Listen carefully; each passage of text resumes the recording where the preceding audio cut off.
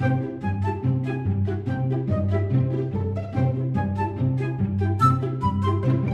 breaking news, gamer, breaking news. Aaron Flynn is stepping down from Bioware as GM, and Casey Hudson is coming back to reprise his success with the original Mass Effect series in Bioware and some of their other triumphs. So when we talked about major changes, presaged that in my earlier videos, where when you have a major failure in the corporate sphere and you're going to have to restate earnings, you're going to have to reassure shareholders, you're going to have to restore confidence in the investment. You have to understand that these companies depend on cash flow and they depend on the confidence of their investors. Okay? When they have a blunder like this, people understand. And the day trading's making your prices fluctuate. And again, even just a little bit of blood in the water can make people flee from your stock position. You know, it's a game like that. These people are playing the corporate game and they got handed to. And now what they're trying to do is what they've always done, which is buy back the talent. So they went to this guy and he basically presided over a tremendous failure. More so than the failure to the customer was the failure to the shareholders. The shareholders, and again, some of these people own major positions in the company, hundreds of thousands of shares. They have the ability to pick up a phone and call the board of directors and go, what just happened? Are you restating earnings for the quarter? Are you restating earnings for the year? I mean, again, they project what they're going to earn.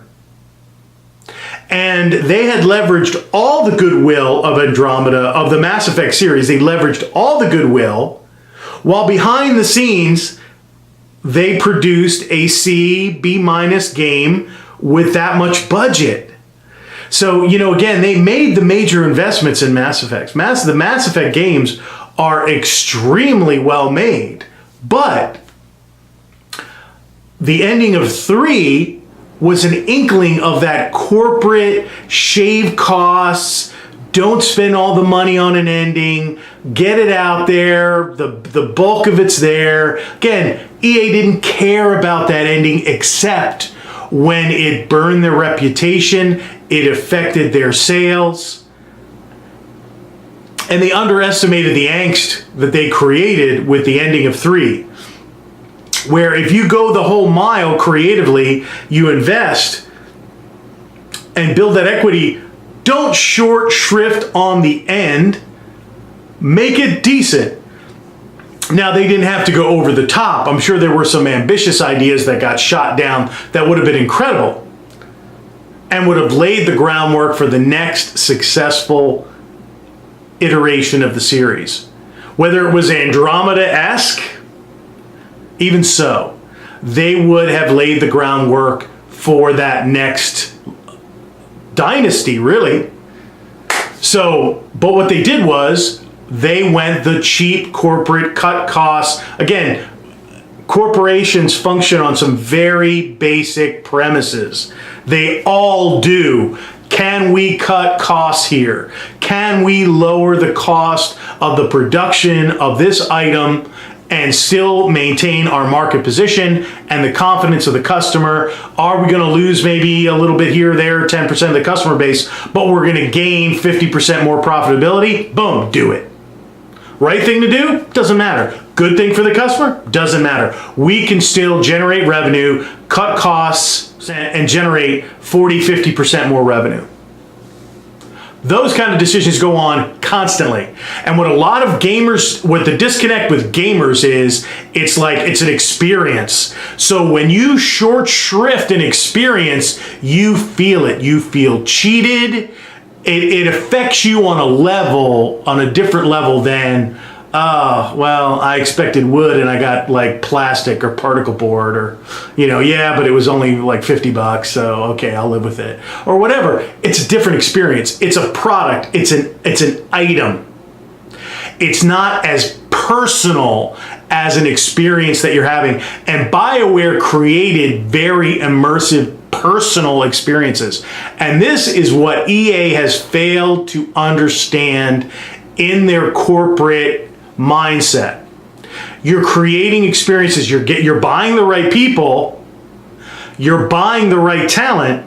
You're letting them do something, and then you're coming in with the corporate mentality, which is let's shave costs, let's shave people off this thing, let's take these expensive creative people and kind of move them elsewhere.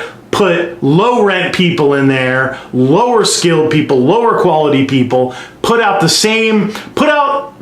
lower quality game with the same paint job or the same logo or branding, and man, we'll rake it in. All right? That was Andromeda. Now what they realize is they've completely sabotaged a Dynasty franchise. Now they have to pay the piper.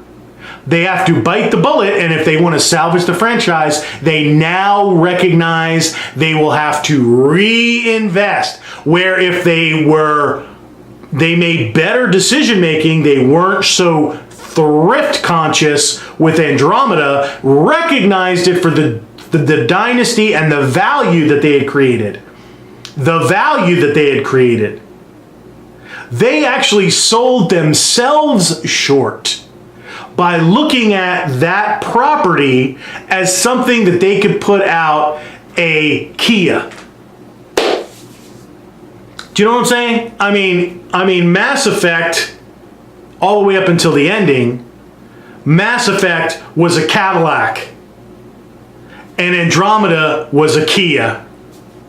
And is a Kia going to get you around? Yeah. Are you going to be like, yeah, it's a Kia. I'm just kind of making do. I'm kind of getting by. That's what they gave you. But they charged you, like Kia does, 30 grand or 50 grand at the end of the day when you're done paying on that 6 or 7 year car payment that they'll stick you with because you got no credit. Okay? You've paid $60-80. I mean, is anybody out there who bought Andromeda as an early adopter that paid $60? Are they going to purchase any DLC? The goodwill has been destroyed. That's why they don't want to come out with DLC, and they don't want to make a bad situation worse by having that canned and that tanked and that rejected after the investment. One thing corporations do realize is don't throw good money after bad money. So they said, you know what? Before we even touch DLC, before we even make a move on that property, we got to shake up the leadership. Get Hudson on the phone. Get him on the phone. How much do you want? That was the call. You can see it was probably a much greater conversation. Casey, wow, you're valued. They put some beautiful, some beautiful PR lady on there with a wonderful speaking voice and a degree in communications, and put her on Skype and just said, hey, Casey, we just wanted to touch base with you. How are things going? How's the career going? Great. What are you up to? Okay, great, fantastic. How much do you want? We are in the toilet with Andromeda. We are afraid to even publish DLC for this thing because we don't want to shoot ourselves in the other foot. How much do you want, Casey? Yeah, Aaron is going to seek other opportunities. We've already discussed it with him. He's on board. He's probably going to get a nice little buyout for his contract. He's going to get you up to speed. Do you think you can start tomorrow? So anyway, they're talking about, he's going to be on board in the next couple of weeks. I'm going to have him up to speed in a couple of weeks. The following weeks. That means he's going to come in, he's going to get the download in 2 weeks. He's going to be in charge, and they're going to be taking action steps to recover that franchise, that dynasty, and the Bioware brand, not to mention EA. That's what's going to happen here, folks. And honestly, it's good for the gamer, because Casey can come in and say, you know what? I knew exactly what went wrong here. I got the download. Let me get some of my talented people back. Let me get rid of some of these political activists that think everything is a platform for political activism, which it is not. And let me get some talented, creative people back. Let's get into the boardroom. Let's get into the meeting room. Let's order some pizza and donuts and a coffee in a box. And let's figure this out, and let's retrieve this brand. Let's watch El Viejo Toro videos on the Fancy Action Now, because he already painted the picture of what we're going to do. This has been El Viejo Toro, and this is to the revival of the Mass Effect brand under appropriate leadership. And then Casey can go to EA and say, you screwed the pooch with a $50 million budget. I want $125 million, and we're going to start it 20 years after the original trilogy. Have a nice day. Years ago, I warned that corporate-style game development was on its way. Well, now it's here. Microtransactions, day one DLC, paying full price and getting half a game. So are you going to be a fanboy? Are you going to be an apologist for these corporate-style games? Or are you going to take action and step into the arena for the game wars? I'm Rex Pons for Where's Games Heels, because there's a war on for your game. Day one DLC, half a game for all the money. And that's been a plan from the beginning. So what are you going to do about it? Are you going to be a fanboy? Are you going to be an apologist for the greedy corporate kingpins of gaming? Or are you going to stand up for games and game culture like we do here at Where's Games? Get in the fight before we have another No Man's Sky or Mass Effect Andromeda. You have been warned. You have been warned. Where'sgames.com, because there is a games on for your wares.